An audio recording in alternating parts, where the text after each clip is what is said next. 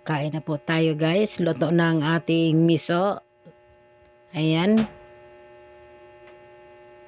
Ito na po yung ating naka-finish product ng ating miso. Ayan po guys. Ayan. So ngayon, ipakita ko sa inyo kung paano ako magluto ng miso. So start na tayo. Naglagay na ako ng mantika. Ayan po. So ilalagay ko na ang aking isdang maya-maya. Ayan po. Isa-isa kong ilalapag yan. Ayan po.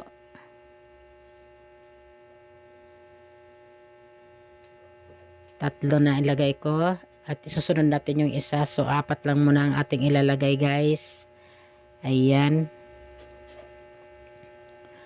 So, yan. Ibabaliktad na natin ang ating miso. Maya-maya pala. Ayan guys. Maya-maya. Ayan.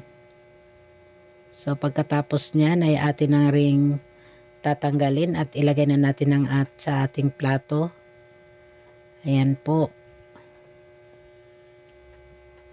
Yan. Tamang-tama lang po yung pagkakaprito nito. Ayan po. So, maglalagay ako ng 2 pang isda dyan. Ayan. Lalagay natin yung isa, tapos pangalawa. Ayan po. Ano lang po ito, 6 na slice na isda.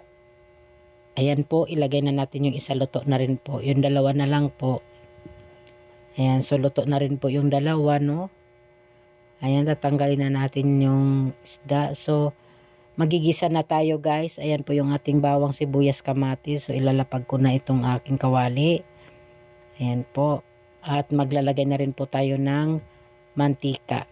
Ayan po. Oil. Ayan. So, ngayon, ilalagay na natin yung ating bawang. Susunod naman natin ang ating sibuyas at luya. Ayan po.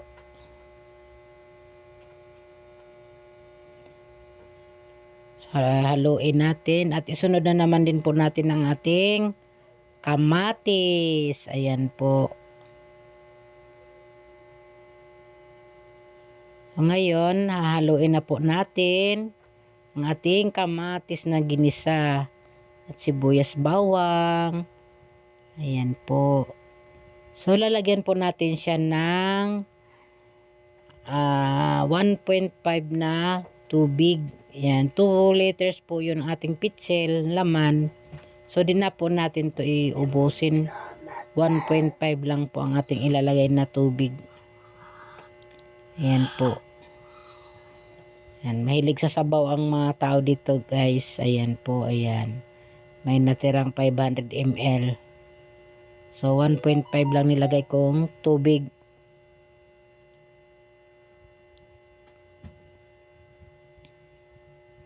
Ayan. So, ngayon kumulo na. Ilagay naman natin ang ating tangkay ng part ng ulo ng mustasa. Ayan. Para lumambot kasi yun po yung medyo matigas. Yan ang una nating ilagay. Yung pinakapuno ng tangkay ng daon ng mustasa. Ayan. So, ayan po. At titimplahan na po natin siya, no? Ng asin, 1 kalahating teaspoon. Ayan.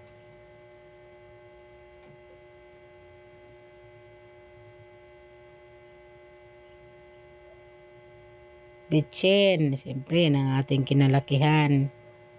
So, ngayon guys, nung naglagay ako ng mantika, yan, naglagay na rin po ako ng patis. Kung di nyo napapansin, naglagay na po ako dyan ng pamintang pino. Ayan po. So, pagkatapos po, ayan, naglagay na rin po ako ng miso. Ayan, or miso. So, hindi na po ako dyan nag-add ng pampaasim, guys. Sapat na po sa amin yung ganyang lasa. Di masyadong asim, katamtaman lang. So, yun. So, ayan po. Naglagay na rin po ako dyan ng yung isda. Ilalagay ko na rin po natin yung isda natin dyan guys.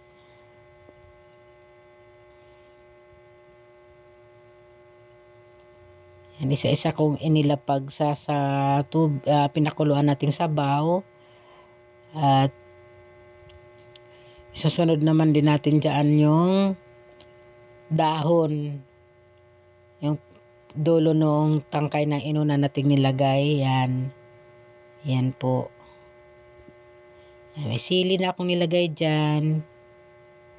Yan. Siling green haba. Yan. Haluin naman natin guys. Yan.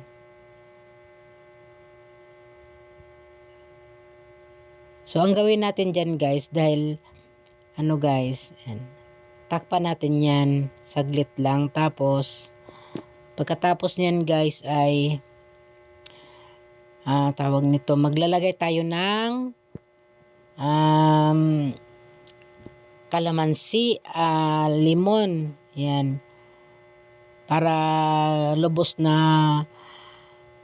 di tayo magkakalasa na, magkaroon ng lasa ng yung tinatawag na malansa. Yan.